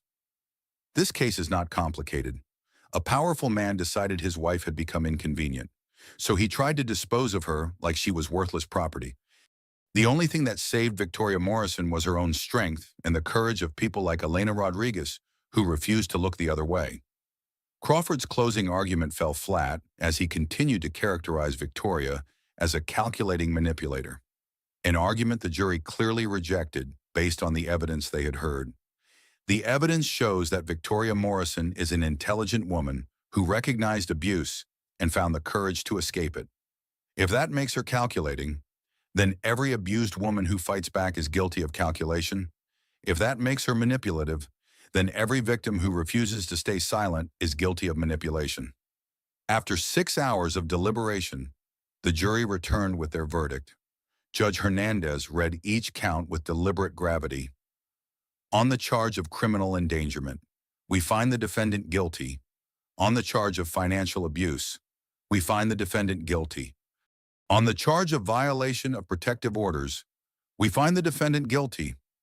The civil damages were equally devastating: $8 million in compensatory damages, $12 million in punitive damages, and full restoration of all hidden assets to the marital estate. Richard's face went completely white as the verdicts were read. His carefully constructed world had collapsed in a single afternoon, brought down by the testimony of women he had dismissed as powerless. Victoria felt her daughter kick as the judge dismissed the court, and she placed her hands on her belly with a smile. "You hear that, little one?" she whispered. "Justice." After 6 hours of deliberation, the jury returned to a packed courtroom where tension hung thick as summer air. Victoria sat beside Margaret Williams, her hands resting protectively on her 7-month pregnant belly, while Richard Morrison maintained his businessman's posture at the defendant's table, despite the pale strain around his eyes. Judge Hernandez received the verdict forms and reviewed them carefully before addressing the court. Has the jury reached a verdict on all counts? The jury foreman, a middle-aged teacher named Robert Martinez, stood with obvious gravity. "We have, Your Honor. On the charge of criminal endangerment of a pregnant woman, we find the defendant guilty." Victoria felt Sarah's hand squeeze hers as the first victory settled over them, like warm sunlight. "On the charge of financial abuse and fraudulent concealment of marital assets, we find the defendant guilty." Margaret's satisfied smile was barely visible, but Victoria caught it from the corner of her eye. "On the charge of violation of protective court orders through surveillance and indirect contact, we find the defendant guilty." Richard's expensive attorney, James Crawford, visibly deflated as each guilty verdict stripped away another layer of his client's carefully constructed defense. Judge Hernandez continued to the civil claims. "On the matter of compensatory damages for emotional distress and endangerment, we award the plaintiff $8 million. Victoria's eyes widened. She had hoped for justice, but the financial validation of her suffering felt surreal. "On the matter of punitive damages designed to deter similar behavior, we award the plaintiff $12 million. A murmur ran through the courtroom gallery, where reporters scribbled frantically and Richard's business associates shifted uncomfortably in their seats. "Finally, on the matter of restoration of concealed marital assets, We order full restoration of all hidden funds and properties to the marital estate, totaling approximately $18 million. Victoria heard Richard's sharp intake of breath behind her. In a single afternoon, the jury had stripped him of nearly $40 million and established legal precedent that his behavior constituted serious criminal activity. Judge Hernandez addressed Richard directly. Mr. Morrison, you have been found guilty of criminal charges that carry potential jail time. Given the severity of financial abuse involved and the endangerment of a pregnant woman, I am sentencing you to 18 months in minimum security prison, suspended pending completion of court-ordered counseling for domestic abuse perpetrators. Additionally, you are permanently banned from any direct or indirect contact with the plaintiff except through court-approved channels related to child custody.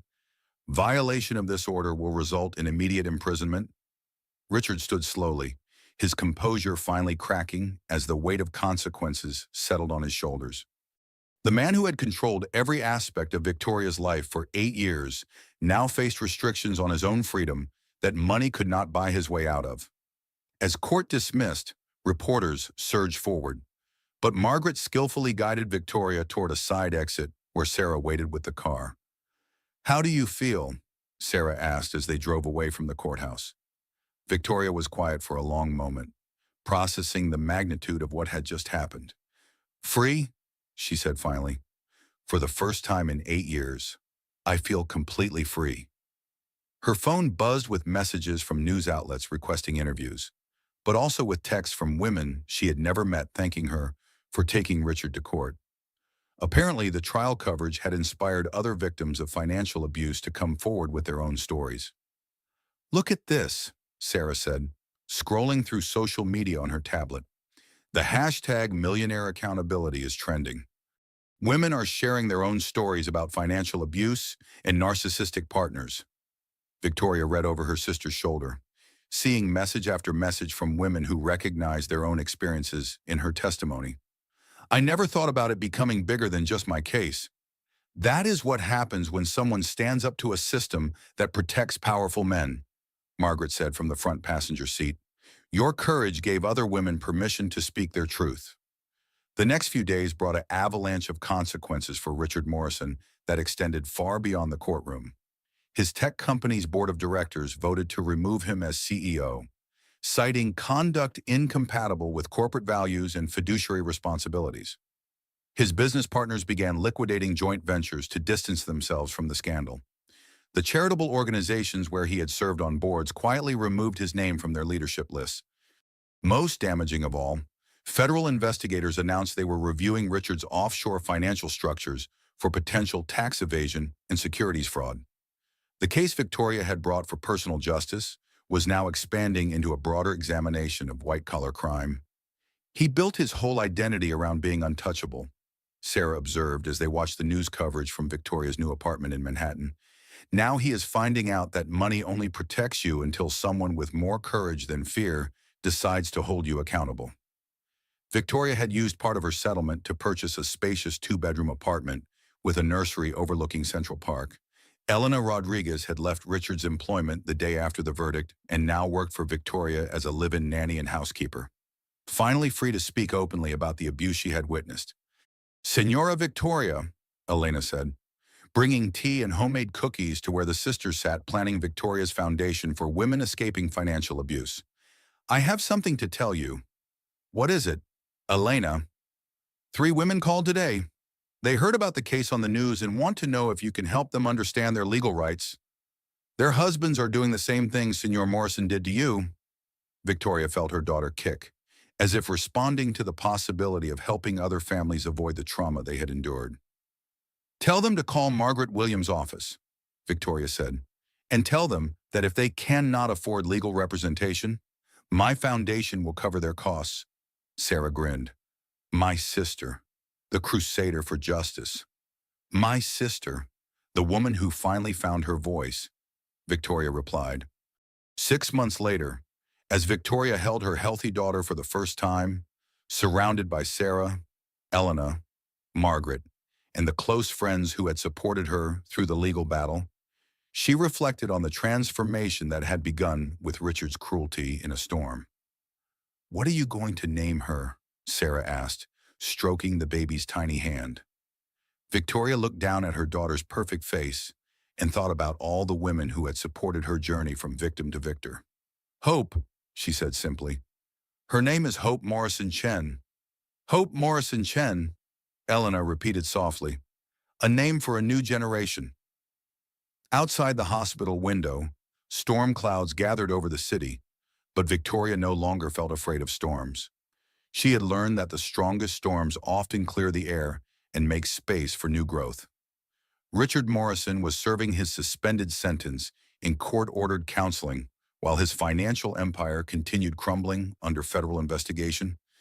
He would never again have the power to terrorize women with his wealth and connections. Victoria's foundation had already helped 12 women escape financially abusive relationships, providing legal support, temporary housing, and financial education to help them rebuild their lives.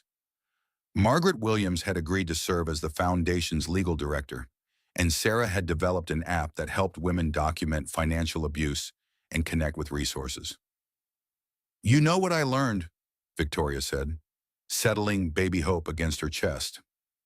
"Strength is not about never falling down. Strength is about getting back up and helping others do the same." Elena smiled, remembering similar words she had spoken to Victoria during the darkest days of her marriage. "See, mija, and now you teach that strength to your daughter." Victoria looked at Hope's sleeping face and made a silent promise. Her daughter would grow up knowing her worth, surrounded by women who supported each other. In a world where powerful men face consequences for abusing the people they claim to love, the millionaire ex-husband who had tried to destroy them both was now a cautionary tale. While Victoria Morrison Chen had become something more powerful than Richard had ever been, a woman who refused to be silenced, surrounded by a community of other women who had found their voices through her courage. Hope stirred in her arms and opened her eyes, looking directly at her mother with the clear gaze of someone who would never doubt her own value. "Hello, beautiful girl," Victoria whispered. "Welcome to a world where women support women." 6 months later, in a cozy nursery filled with afternoon sunlight streaming through windows overlooking Central Park, Victoria sat in a rocking chair, feeding baby Hope, while Elena folded tiny clothes nearby. The peaceful domesticity of the scene would have been impossible to imagine during the chaos of the legal battle, but it felt natural now, like coming home after a long journey through darkness. "She has your eyes," Elena observed, watching Hope's intent focus as she nursed. "But your sister's stubborn chin," Victoria laughed softly. "God help us all if she inherits Sarah's determination along with everything else." "The world needs more determined women," Elena replied, "especially after seeing what you accomplished." The foundation Victoria had established with her settlement money had grown beyond anything she had imagined. What began as a desire to help a few women had evolved into a comprehensive program providing legal support, financial education, and transitional housing for women escaping economically abusive relationships. "The applications came in today," Victoria said, gesturing toward a stack of folders on the changing table. 43 women requesting assistance this month alone. 43 women who found courage because you showed them it was possible to fight back," Elena pointed out. "That is your real victory, not the money or the headlines." The headlines had continued for months after the trial, as federal investigators uncovered the full scope of Richard's financial crimes. His offshore accounts had hidden not just marital assets, but also money diverted from client funds and corporate accounts. What had begun as a domestic abuse case had mushroomed into a federal investigation of white-collar crime that ultimately sent Richard to federal prison for 5 years. Victoria felt no satisfaction in his imprisonment, only relief that he could no longer harm other women the way he had harmed her. She had learned the difference between justice and revenge. Justice protected future victims, while revenge only perpetuated cycles of pain. "Mrs. Morrison Chen," a soft voice interrupted her thoughts. "I am sorry to bother you during your time with the baby." Victoria looked up to see a young woman standing hesitantly in the nursery doorway. She was perhaps 25, with the careful posture of someone who had learned to make herself small to avoid attracting dangerous attention.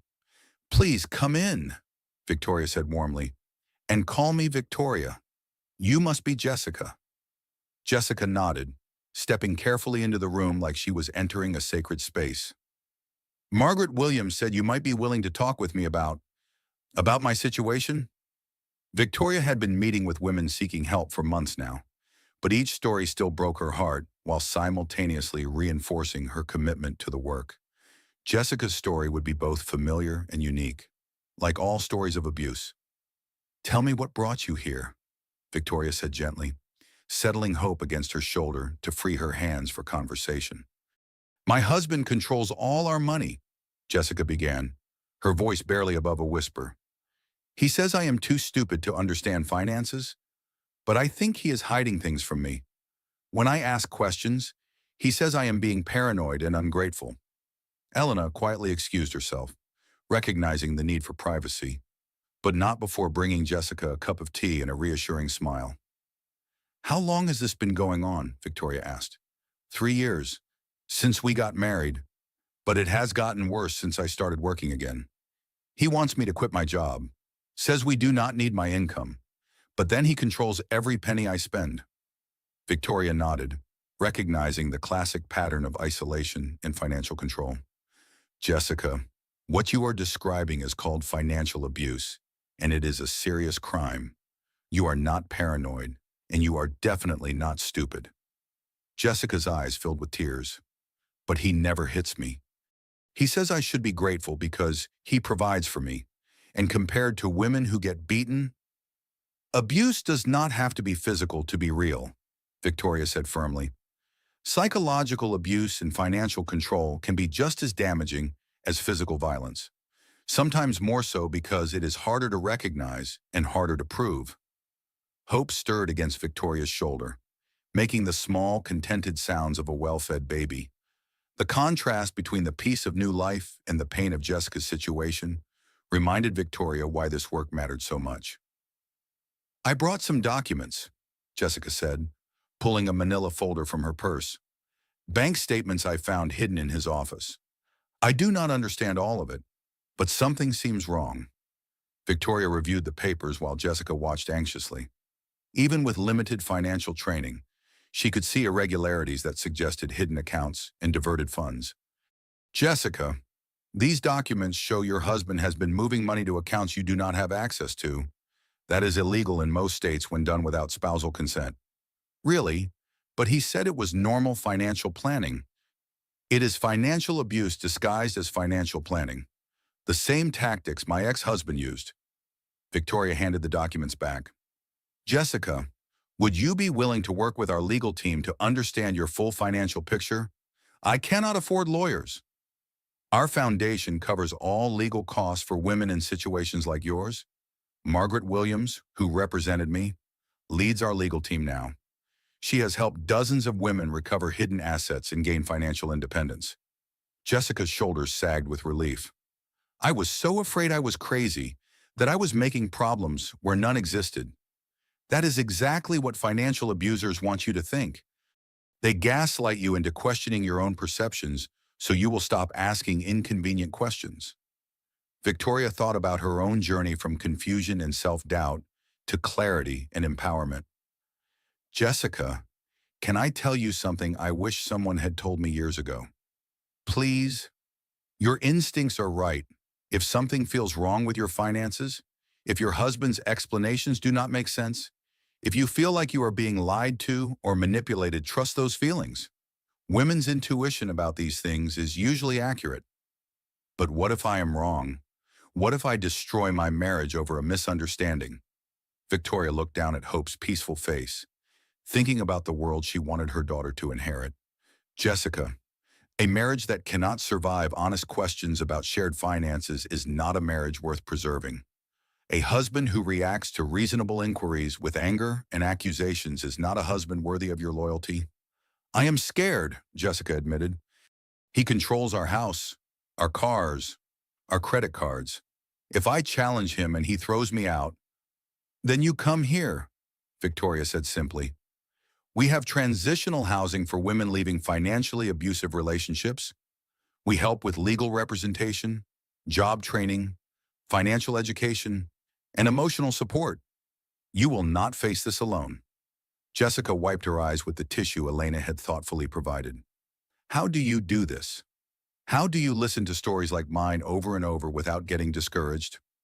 Victoria considered the question seriously. Because every woman who finds the courage to leave an abusive situation makes it easier for the next woman to recognize her own situation and seek help. Because my daughter will grow up in a world where more women know their worth and fewer men think they can abuse women without consequences.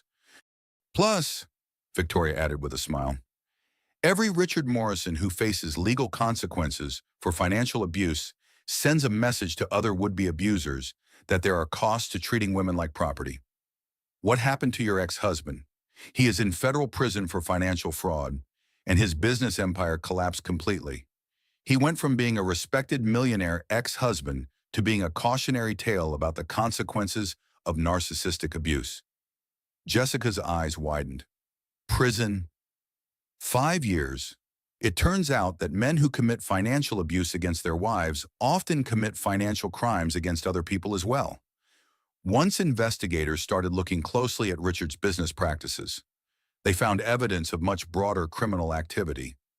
Do you think I think your husband has made the same mistake Richard made, underestimating the intelligence and determination of the woman he chose to abuse. Hope began fussing, and Victoria stood to walk her around the sunny nursery. Jessica, I want you to meet with Margaret Williams this week. Will you do that? Yes. Thank you. I cannot believe how different I feel just from this one conversation. That is the power of being believed instead of gaslit, of having your perceptions validated instead of dismissed. It is amazing how quickly clarity returns when you are not constantly being told that your reality is wrong. After Jessica left with Margaret's contact information and a folder of resources, Victoria sat back down in the rocking chair with Hope and thought about the transformation her life had undergone in just 18 months. She had gone from being an isolated, financially dependent wife to becoming an advocate for women's economic rights. She had discovered strengths she never knew she possessed and built a community of support she had never imagined possible. Most importantly, she had created a safe, loving environment for her daughter to grow up in, surrounded by women who supported each other and men who treated women with genuine respect. What do you think? Hope, Victoria asked her sleeping daughter. Ready to help change the world? Hope stirred and opened her eyes, looking directly at her mother with the clear, untroubled gaze of someone who had never known anything but love and security. Elena appeared in the doorway with the afternoon mail. Senora Victoria, you have a letter from the governor's office. Victoria opened the official envelope and read the contents with growing amazement. They want me to serve on a state commission examining financial abuse in domestic relationships. They want to use our foundation's work as a model for statewide programs. Of course they do, Elena said with satisfaction. You started something important here. Now it grows bigger than any of us imagined. Victoria looked around the nursery, with its soft colors and afternoon sunshine, its shelves of books waiting for Hope to grow old enough to read, its sense of peace and possibility. A year ago, she had been thrown out of a mansion in a storm, pregnant and terrified. Now she was holding her healthy daughter in their own home, surrounded by meaningful work and genuine relationships. You know what I realized, Elena? Some storms destroy everything, but the strongest storms clear away what was never meant to last and make space for what belongs. Elena smiled, remembering the frightened woman who had left the Morrison mansion in the rain and recognizing the powerful advocate she had become. See, mija, and now you teach other women to dance in the rain instead of just surviving the storm. Victoria kissed Hope's forehead and looked out the window at Central Park, where families walked together in the afternoon sunshine. Somewhere out there, women were discovering their own strength, finding their own voices, building their own communities of support. The millionaire ex-husband who had tried to destroy them both was now just a memory, a cautionary tale, a reminder of what was possible when women refused to accept unacceptable treatment. Hope Morrison Chen would grow up in a world where that refusal was not remarkable, but routine, where women supporting women was not revolutionary, but expected, where financial independence was not a luxury, but a right. Sleep well, beautiful girl, Victoria whispered as Hope's eyes drifted closed. Tomorrow we continue changing the world. Outside, storm clouds gathered on the horizon, but Victoria no longer feared the thunder. She had learned that storms, however fierce, always passed, leaving behind clearer skies and stronger foundations for whatever came next. And whatever came next, she and Hope would face it together, surrounded by women who had learned that their worth was not negotiable and their voices were not optional. The story that had begun with a millionaire's cruelty had become something larger, a testament to the power of women supporting women, and proof that even the most privileged abusers could not escape the consequences of their choices when their victims found the courage to demand justice. In the end, Richard Morrison had taught Victoria something valuable. Though not what he intended, that midlife transformation was not only possible, but powerful. That financial independence was achievable even after years of financial abuse, and that narcissistic abuse could not survive in the light of truth and community support. Hope stirred one final time, opening her eyes to meet her mother's gaze. And Victoria saw in that look the promise of a future where no woman would have to choose between love and dignity, where no child would grow up thinking abuse was normal, where no millionaire ex-husband could destroy a family without facing the full consequences of his actions. Welcome to your world, Hope, Victoria whispered. We made it better for you.